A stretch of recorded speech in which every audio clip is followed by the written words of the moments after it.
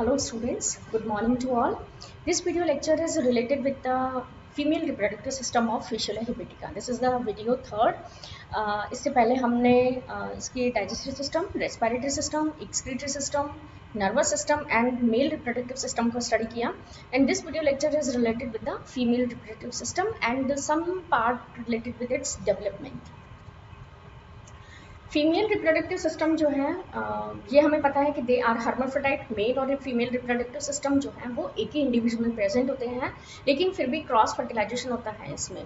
तो female reproductive system जो है इसको अगर हम देखें, यहाँ पे ovary, oviduct, uterus, vitelline glands, Mehlis glands and Laurer's canals, ये पोर्शन जो है इसके फीमेल रिप्रोडक्टिव सिस्टम को बनाते हैं.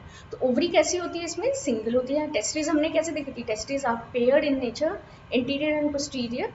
यहाँ पे सिंगल ओवरी होती है, tubular, highly branched and situated to the anterior of the testis at the right side in the anterior 1/3 of the body. Testis को अगर हम स्ट्रक्चर देखते हैं तो उसमें पोस्टीरियर टू मिड पोर्शन तक ये ऑक्यूपाइड करती हैं बॉडी को. ठीक है, पीछे से बिल्कुल लगभग मिड के थोड़ा सा आगे तक इतना पोर्शन जो है ये टेस्टिस कवर करता है. एंड टेस्ट ओवरी जो इनकी पोजीशन अगर हम देखते हैं तो ये टेस्टिस से थोड़ा सा आगे की तरफ प्रेजेंट रहती है. ठीक है, सिंगल होती है, हाईली ब्रांच्ड होती है. इसके बाद में हम देखते हैं तो oviduct. All the branches of ovary open into a short and narrow tube called oviduct. Oviduct travel down obliquely and open into the median whiteline duct. ठीक है, तो ओवरी से आप ओविडक्ट की बात करेंगे. ओविडक्ट रिलीज होती है और ओविडक्ट फिर फर्दर किस में ओपन होती है, वाइटलाइन डक्ट में. यूट्रस प्रेजेंट रहता है इसमें. From the junction of oviduct and median vitelline duct arise white convoluted uterus having fertilised shelled egg और कैप्सूल्स. इसका हम डायग्राम देखते हैं. यहाँ पे देखिए ओवरी प्रेजेंट है, टेस्टिस से जस्ट आगे. इसमें आपको स्पर्म डक्ट या सेमिनल वेसिकल नजर आ रही है क्लियरली. ओवरी प्रेजेंट है जो कि कैसी है, मल्टी लोब्ड है, बहुत सारे ब्रांचिंग यहाँ पे प्रेजेंट है और ओवरी से ओविडक्ट रिलीज हो रही है. इसी के साथ में आप देख रहे हैं यहाँ पे विटलाइन डक्ट जो है, मीडियन विटलाइन डक्ट, इसके साथ में क्या है अटैच्ड, ओविडक्ट जो है ये अटैच्ड है. यहाँ तक हमने अभी स्टडी किया है इसे. इसके बाद में हम यूट्रस देख रहे हैं तो ओविडक्ट और मीडियन विटलाइन डक्ट जहाँ पे कनेक्टेड होती है, यहाँ पे आपकी क्या प्रेजेंट होती है, यूट्रस प्रेजेंट होता है. हैविंग फर्टिलाइज्ड शेल्ड एग, यहाँ पे क्या होते हैं, शेल्ड एग. कैसे हैं ये एग्स, फर्टिलाइज्ड हैं, यानी फर्टिलाइजेशन जो है वो यूट्रस से पहले ही हो जाता है कहीं. देयर इज सम ये और फर्टिलाइजेशन जो होता है ये बेसिकली कहाँ पे होता है, आपके ओविडक्ट में प्रेजेंट रहता है. ओविडक्ट में प्रेजेंट होता है. फर्टिलाइजेशन के बाद ये जो फर्टिलाइज्ड एग है इनके चारों तरफ एक शेल ग्लैंड प्रेजेंट होती है जो कि शेल बनाती है एग्स की चारों तरफ, और ये शेल्ड फर्टिलाइज्ड एग यूट्रस में जाते हैं. Uterus is comparatively small and it lie in front of the gonads. In some species, before joining Wittlein duct, the oviduct swells up to form O-type. ठीक है, O टाइप भी present होता है किसी किसी में, Fischlia hepatica में O type नहीं होता है. The terminal part of the uterus has a muscular wall. Uterus की वॉल कैसी है, मस्कुलर है, which eject the egg and also sometimes reverse the serous during the copulation. तो मस्कुलर होने की वजह से क्या होता है, अगर सेल्फ फर्टिलाइजेशन है तो क्या होगा, जो भी सिरस है वो पेनिस की तरफ वर्क करता है, बॉडी से बाहर निकलता है और यूट्रस में जो सेम इंडिविजुअल है उसके यूट्रस में ये एंटर करता है. Uterus contain a large number of capsules containing fertilized egg correlated with the high rate of reproduction and characteristic feature of endoparasitic mode of life. तो यूट्रस में अगर आप देखेंगे तो बहुत सारे आपको एग्स नजर आते हैं और ये जो नंबर एग्स के हैं बहुत सारे, जो कितने नंबर एग के होते हैं ये भी हम डिस्कस करेंगे. तो इतने जो ज़्यादा है नंबर एग्स के, ये एक्चुअली रिलेटेड होता है इनकी पैरासिटिक लाइफ के अडेप्टेशन से. पैरासिटिक लाइफ में अपनी स्पीशीज़ को मेंटेन करना एक बहुत बड़ा चैलेंज होता है. तो यहाँ पे क्या होंगे, नंबर ऑफ एग्स बहुत ज़्यादा होंगे टू सस्टेन देयर स्पीशीज. अपने स्पीशीज की लाइफ को मेंटेन करने के लिए नंबर ऑफ एग्स का ज़्यादा होना एक एंडोपैरासिटिक एडेप्टेशन में इंक्लूड किया जाता है. इसके अलावा यहाँ पे हम देखते हैं इसका डायग्राम. आप यहाँ पे देख सकते हैं यूट्रस जो है ये प्रेजेंट है. यूट्रस में काफ़ी सारे शेल्ड एग्स प्रेजेंट होते हैं और ये यूट्रस फिर फर्दर एक फीमेल जेनाइटल पोर के थ्रू बाहर की तरफ ओपन होता है. अगर हम ग्लैंड्स को देखते हैं तो फीमेल रिप्रोडक्टिव ट्रैक्ट में दो ग्लैंड्स स्पेशली प्रेजेंट होती हैं, वाइटलाइन ग्लैंड्स एंड मेलीज ग्लैंड. वाइटलाइन ग्लैंड्स का स्ट्रक्चर, वाइटलाइन ग्लैंड्स को अगर आप देखेंगे तो वाइटलाइन ग्लैंड जो होती हैं ये पूरी बॉडी में प्रेजेंट रहती हैं. ठीक है। बहुत सारी व्हाइट लाइन ग्लैंड्स प्रेजेंट होती हैं और व्हाइट लाइन ग्लैंड्स जो होती हैं ये फिर व्हाइट लाइन डक्ट के थ्रू ओपन होती हैं। ठीक है, लॉन्गिट्यूडनल व्हाइट लाइन डक्ट्स होती हैं। लॉन्गिट्यूडनल व्हाइट लाइन डक्ट्स जो होती हैं ये ट्रांसवर्स व्हाइट लाइन डक्ट के थ्रू कनेक्ट होती हैं और एक एच शेप स्ट्रक्चर का फॉर्मेशन करती हैं। ठीक है, दो लॉन्गिट्यूडनल व्हाइट ग्लैंड्स की पूरी बॉडी जो इनकी लीफ लाइक बॉडी है उसमें बहुत सारी व्हाइट ग्लैंड्स प्रेजेंट रहती हैं। ये व्हाइट ग्लैंड्स व्हाइट डक्ट के थ्रू एक लॉन्गिट्यूडनल व्हाइट डक्ट बनाती है और ये लॉन्गिट्यूडनल व्हाइट डक्ट फिर फर्दर ट्रांसवर्स व्हाइट डक्ट के थ्रू एक जो है ये कंबाइंड होती है। ये पूरा स्ट्रक्चर जो है एच शेप स्ट्रक्चर में नजर आता है आपको। ट्रांसवर्स व्हाइट डक्ट जो होती हैं ये क्या बनाती हैं, योग रिजर्वर का फॉर्मेशन करती हैं। जितना भी योग है वो योग रिजर्वर इसमें योग रिजर्वर में कलेक्ट रहता है। योग क्या है आपका, न्यूट्रिशन से रिलेटेड है, न्यूट्रिशन प्रोवाइड कराता है। इसके साथ ही एग्स के चारों तरफ जो शेल प्रेजेंट होता है उसका फॉर्मेशन भी व्हाइट ग्लैंड्स ही करती हैं। ठीक है, इसके बाद हम देखेंगे मेहलीज ग्लैंड। तो व्हाइट ग्लैंड्स के बारे में बात करते हैं। On the both lateral side and also behind the testis are numerous follicles containing vitellaria. ठीक है, योग ग्लैंड और white gland which produce albuminous yolk for nourishing the embryo and shell globules for the egg shell. तो white gland के दो function होते हैं, एक तो नरिशमेंट प्रोवाइड करना, दूसरा एग के चारों तरफ शेल का फॉर्मेशन करवाना। The Whitline gland open by mean of minute duct into a longitudinal Whitline duct on each side. तो Whitline glands जो होती हैं, Whitline globules जो हैं ये Whitline longitudinal Whitline duct बनाती हैं। longitudinal Whitline duct जो होती हैं फिर फर्दर आपके ट्रांसवर्स Whitline duct के थ्रू कनेक्टेड रहती हैं और एक H shaped स्ट्रक्चर का फॉर्मेशन करती हैं। From the yolk reservoir median Whitline duct originate होती है and run toward to join to the oviduct. ये भी हमने देखा था अभी कि ओविडक्ट से ये फिर फर्दर जो है जो मीडियन व्हाइट डक्ट है, देखिए आप योग रिजर्वर से मीडियन व्हाइट डक्ट निकलती है और ये मीडियन व्हाइट डक्ट जो होती है ये ओविडक्ट से कंबाइंड होती है। ये हमने ओविडक्ट में भी पढ़ा था। इसके बाद आते हैं मेहलीज ग्लैंड, यूनिसेल्युलर मेहलीज ग्लैंड। अगर हम मेल रिप्रोडक्टिव सिस्टम से कंपेयर करें तो वहाँ पे आपके प्रोस्टेट ग्लैंड थी वो भी कैसे थी, यूनिसेल्युलर थी। यहाँ पे मेहलीज ग्लैंड है ये भी यूनिसेल्युलर है और ये कहाँ पे प्रेजेंट होती हैं, व्हाइट डक्ट, ओविडक्ट और जो आपकी यूट्रस है इनके जॉइनिंग पे प्रेजेंट होती हैं। अगेन मैं आपको स्ट्रक्चर से बताती हूँ। ये देखिए आप यहाँ पे बहुत सारी ग्लोबुलेटेड स्ट्रक्चर प्रेजेंट है। This is Mehlis gland. कहाँ पे प्रेजेंट है ये, मीडियन व्हाइट डक्ट, यूट्रस और ओविडक्ट के जहाँ पे जॉइनिंग है वहाँ पे आपको मीडियन मेहलीज ग्लैंड नजर आती है। मेहलीज ग्लैंड का जो फंक्शन है वो एक्चुअली इसका जो सिक्रेशन होता है वो क्या करता है, एग्स के पासेस को स्मूथ बनाता है। Eggs in the uterus and probably harden the egg shell and probably also activate spermatozoa. तो ये एक्चुअली मेहलीज ग्लैंड को हम शेल ग्लैंड भी कहते हैं लेकिन ये शेल का फॉर्मेशन नहीं करती हैं। यहाँ पे मैं एक लाइन ये नहीं लिखी हुई है, Mehlis glands are also known as shell glands but they not provide the shell to egg. Shell provide कराने का काम व्हाइट ग्लैंड करती हैं। तो ये बेसिकली जो एग का पासेस है उसको स्मूथ बनाती हैं, एग का जो शेल है उसको थोड़ा सा हार्ड करती हैं और प्रोबेबली स्पर्मेटोजोआ की एक्टिविटी से भी रिलेटेड होती हैं। The junction of oviduct and median white duct is swollen to form ootype in certain flukes. Fissula indica in which the part of egg as are assembled and egg are shaped but not ootype is leaking, but an ootype is leaking। ये हमने पहले भी देखा था कि ootype जो थे वो यहाँ पे प्रेजेंट नहीं रहता है। इसके अलावा एक इम्पॉर्टेंट जो यहाँ पे टर्म आती है दैट इज लॉरर्स कैनाल। लॉरर्स कैनाल जो है ये एक्चुअली ब्रीडिंग सीजन में ही नजर आती है। तो this is a temporary structure जो कि ब्रीडिंग सीजन में नजर आती है और ये एक वेजाइना की तरह वर्क करती है, कॉपुलेशन में हेल्प करती है एज लाइक वेजाइना। ठीक है, तो ये vestigial vagina to serve as a copulation canal. ये स्ट्रक्चर हम अभी स्टडी कर चुके हैं। यहाँ पे आप देख सकते हैं क्लियरली योग रिजर्वर आपको नजर आ रहा है, ovary, highly branched ovary, ovary से ओविडक्ट, ओविडक्ट से आप ओपनिंग ऑफ लॉरर कैनाल्स भी देख सकते हैं, यानी ये स्ट्रक्चर आपका ब्रीडिंग सीजन से रिलेटेड है। इसके अलावा मेहलीज ग्लैंड आपको नजर आ रही है। मेहलीज ग्लैंड जो टीएस दिया हुआ है फिगर 41.10 वहाँ पे मैं बात कर रही हूँ। ये जो टीएस है यहाँ पे थ्रू लॉरस कैनाल आपको इजीली नजर आ रही है, मेहलीज ग्लैंड नजर आ रही है, यूट्रस नजर आ रहा है। जो फर्टिलाइजेशन है वो कहीं ओविडक्ट में होता है, यहाँ से फिर फर्टिलाइज्ड एग व्हाइट ग्लैंड से इसके चारों तरफ शेल का फॉर्मेशन होता है। ये शेल्ड जो एग है ये कहाँ जाते हैं, यूट्रस में कलेक्ट होते हैं। ये है यूट्रस का टीएस, यहाँ पे आप देख सकते हैं विटलाइन ग्लैंड आपको नजर आ रही है। अगर आप टीएस देखेंगे यूट्रस का तो आपको बहुत सारे अदर एसोसिएटेड ऑर्गन्स भी जो हैं नजर आएंगे, और शेल्ड एग आपको नजर आ रहे हैं क्लियरली। इसके बाद में हम देखते हैं इसकी थोड़ा सा हम इसकी लाइफ हिस्ट्री को स्टडी करेंगे। Population and fertilization of fasciola. Though the fasciola hepatica is a hermaphrodite, even cross fertilization is common occurrence. क्योंकि आपको पता है कि एक जो बॉडी होती है होस्ट की, ठीक है, ये होस्ट हम कहाँ किस में बात कर रहे हैं, शीप में बात कर रहे हैं।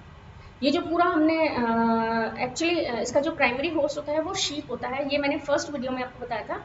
फेशियोला हेपेटिका एक डाइजेनेटिक पैरासाइट होता है। इसकी दो पैरासाइट्स होते हैं। प्राइमरी पैरासाइट जो होता है वो शीप होता है, एंड सेकेंडरी पैरासाइट जो होती है वो स्नेल्स, लिम्निया या प्लेनॉर्बिस, ये स्नेल्स होते हैं।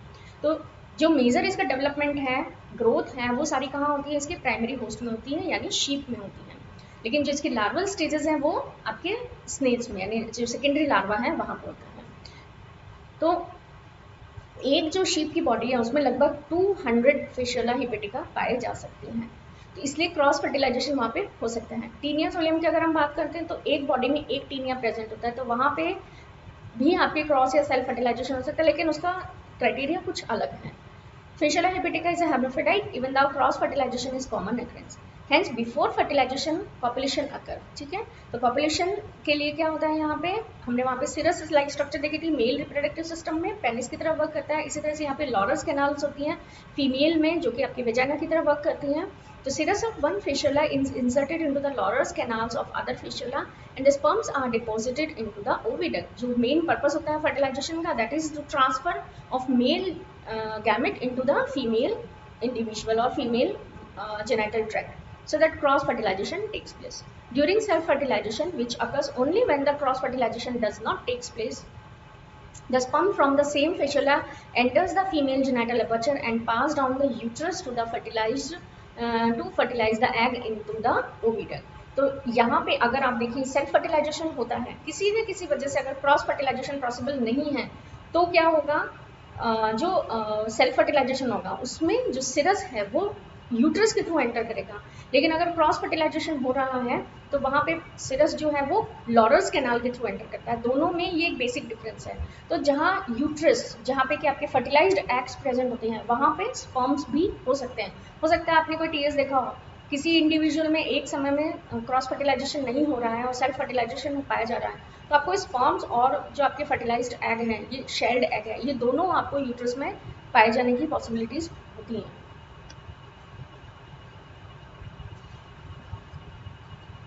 इस स्ट्रक्चर में हम देख सकते हैं इजैक्युलेटरी डक्ट प्रेजेंट है, जेनाइटल एट्रियम प्रेजेंट है, एंड सिरस जो कि बॉडी से बाहर की तरफ निकला हुआ है। एग यूट्रस आपको क्लियरली नजर आ रहा है। सो फेशियोला हेपेटिका में जिसमें सिरस जो है वो गोनोपोर से बाहर निकला है, ये वाला स्ट्रक्चर हम इसमें देख रहे हैं।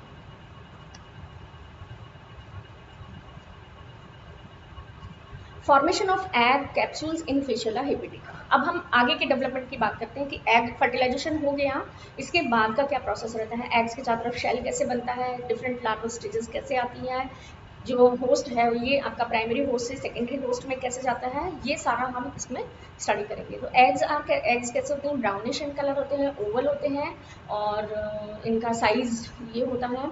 As refer to the eggs are fertilized in the oviduct. Fertilized egg receive yolk cells from the Wittlein gland and they get enclosed in a chitinous shell formed by the granules in the yolk cells giving out droplets। ठीक है, तो egg का fertilisation होता है। Fertilised egg के चारों तरफ vitelline gland अपना सिक्रेशन करती हैं, नरिशमेंट भी प्रोवाइड कराता है ये सिक्रेशन, और इसके चारों तरफ शेल का फॉर्मेशन भी करता है। मेहलीज ग्लैंड क्या करती है, इन फर्टिलाइज्ड एग के पासेस को इजी बनाती है, इसके अलावा जो शेल होता है उसको और हार्ड करती है, एंड बिकम ब्राउनिश येलो। तो जो आपका एग ये जो फर्टिलाइज्ड एग है ये कैसा हो जाता है, ब्राउनिश कलर का हो जाता है। इसके अलावा इसका एक कैरेक्टरिस्टिक फीचर कि इसके चारों तरफ एक ऑपरक्युलम या लिड भी प्रेजेंट होती है। Mehlis gland play no role in the formation of shell, ये हम पहले पढ़ चुके हैं।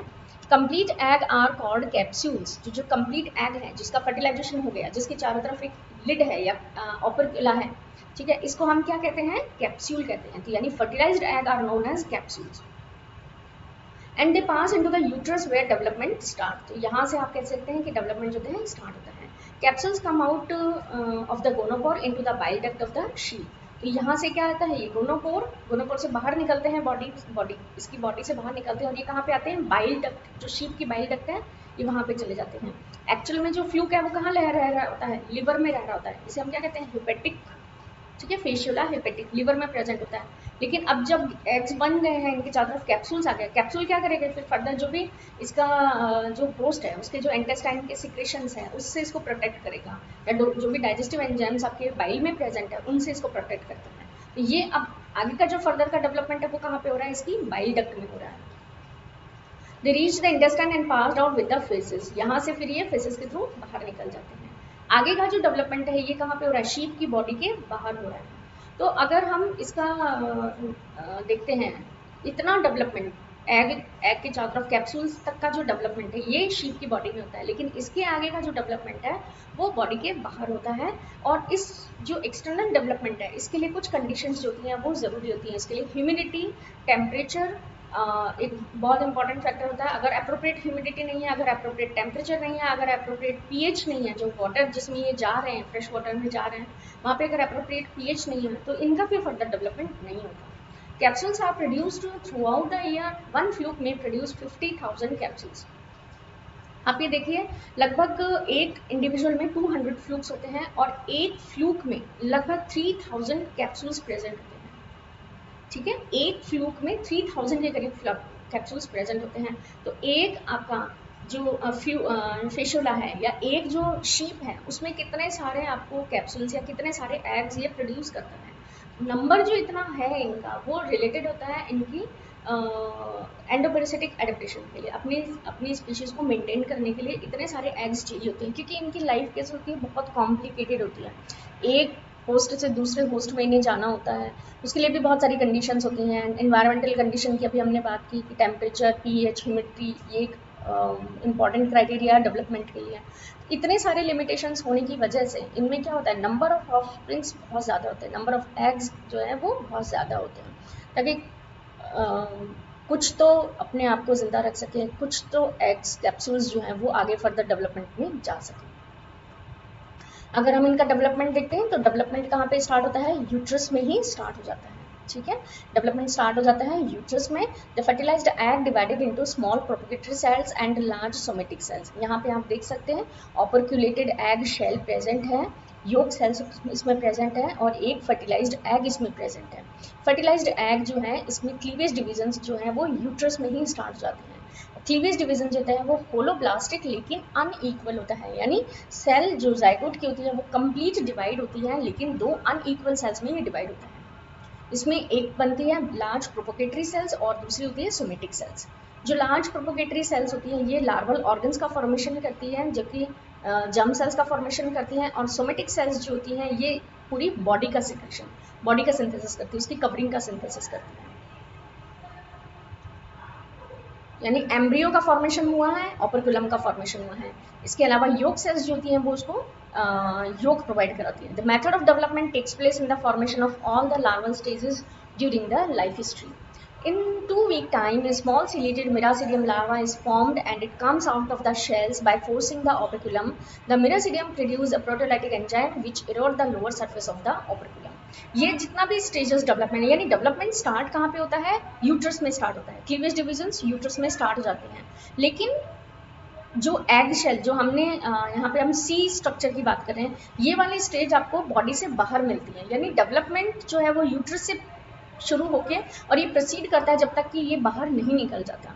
जैसे ये बाहर निकलते हैं इनको एप्रोप्रिएट टेम्परेचर, पीएच और ह्यूमिडिटी चाहिए होती है, और जब ये कंडीशंस इनको मिलती हैं तो फिर क्या होता है, इसमें जो लार्वा बनता है, फर्स्ट स्टेज जो लार्वा की होती है दैट इज़ द मिरासिडियम लार्वा। और ये मिरासिडियम लार्वा फिर फर्दर क्या करता है, जब इसको एनवायरमेंटल कंडीशन सुटेबल मिलती हैं तो इसमें कुछ प्रोटीओलाइटिक एंजाइम्स का सिक्रेशन होता है, जिसकी वजह से जो कवरिंग होती है, जो लिड होता है, ये ओपन हो जाता है और मिरासिडियम लार्वा जो होता है ये शेल से बाहर चला जाता है। आगे का जो डेवलपमेंट है, मिरासिडियम लार्वा फिर फर्दर कितने लार्वल स्टेजेस को क्रॉस करता है और फिर फर्दर क्या लाइफ हिस्ट्री रहती है, ये हम आगे आने वाले वीडियोज़ में देखेंगे। सो यहाँ तक के जो स्ट्रक्चर थी, यहाँ पे हमने फीमेल रिप्रोडक्टिव सिस्टम को देखा और डेवलपमेंट देखा till the development of miracidium larva. Thank you.